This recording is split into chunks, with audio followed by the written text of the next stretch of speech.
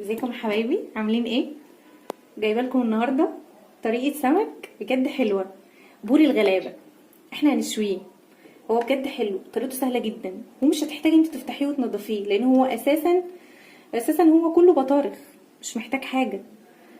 وحلو، لحمته بيضه ومفيش فيه شوك، حلو بجد حلو وسعره حلو. كيلو ب25، او ممكن تختلف من منطقه لمنطقه تانية، بس بالنسبه لسعره كويس جدا.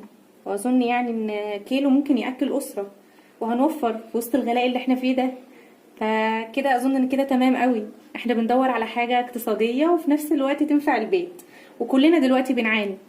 فانا شايفه ان هو لما تجيبي كيلو ب25 جنيه تقضي بيه يوم، ده حلو جدا. وانا معاكم واحده واحده اهو، وهنشويه ان شاء الله. الطريقه هتطلع حلوه. انت هتغسليه كويس جدا بليمون وهنعمله برده ونحطه في الفرن، يعني لا دخنه ولا اي حاجه خالص. طلعوه في مصفى بقى يصفي ميته، وبعد ما تطلعوه تعصروا على الليمون. يعني احنا غسلناه غسله حلوه عشان ما يبقاش زفر، ما يبقاش فيه زفاره. بس هو ان شاء الله مش هيبقى فيه زفاره يعني. احنا غسلناه. طبعا الناس هتستغرب انت ازاي مش فاتحه بطنه.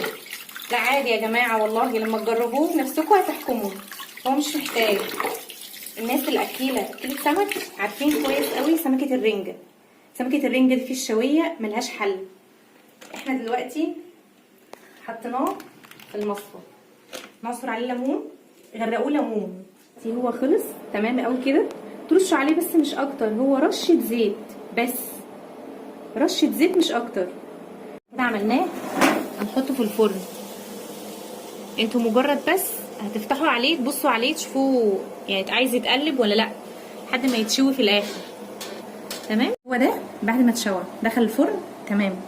دي تتبيله وخلطه بس حلوه قوي، لازم تعمليها.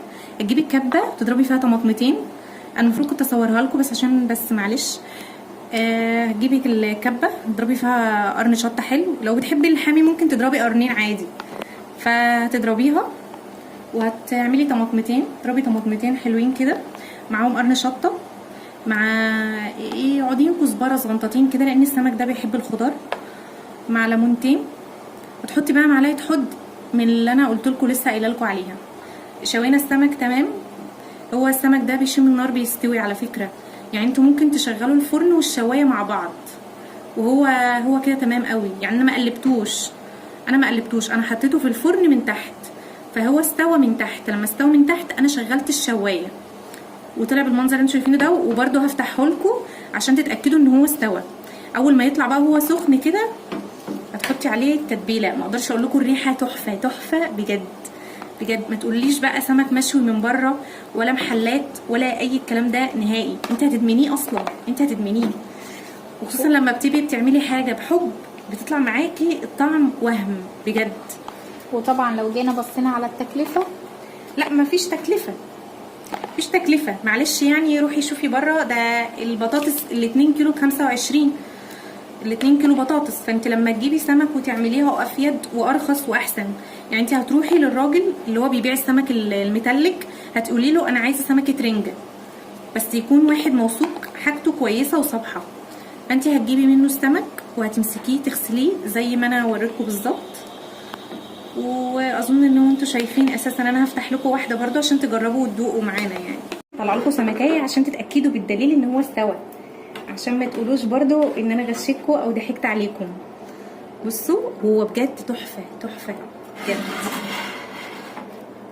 بجد. بصوا انا هفتحه لكم عشان الناس اللي بتقولوا ان هي عملته من غير ما يتنضف. تمام، انا هوريه لكم. افتح بطنه اهو تمام قدامكم. بصوا يا جماعه، بصوا هو كله بطارخ اهي اهي. بصوا كله بطارخ، دي بطارخ دي بطارخ. وشوفوا لحمه عامل ازاي. هو سخن جدا، انا مش عارفه امسكه يا جماعه معلش. بصوا مش هنستعين بشوكه بس. تمام. بصوا لحمته عامله ازاي. شوفوا لحمته عامله ازاي. هي يعني بيضه بيضه بيضه بجد، يعني كانكم بتاكلوا بوري. تمام، تحفه بجد تحفه. انتوا هتدمنوه. لا ومش لازق في الصينيه يا جماعه، طلعت بكل سهوله. والله بجد قدامكم اهو. بصوا بصوا بصوا ما شاء لحمته الله. عامله ازاي. تحفه تحفه تحفه. انا اول مره اكل سمك بالطعامه دي. تسلم ايدك يا ام علي. بجد هو تحفه، هيعجبكم هيعجبكم بجد، وخفيف يعني، لا دهون ولا قلي. انا خلاص كده احنا نعتبر خلصنا الاكل بجد. ما خدش يعني ممكن نقول اقل من ساعه، ما خدش حاجه اصلا. احنا كده خلصنا وده الشكل النهائي، ويا رب يعجبكم.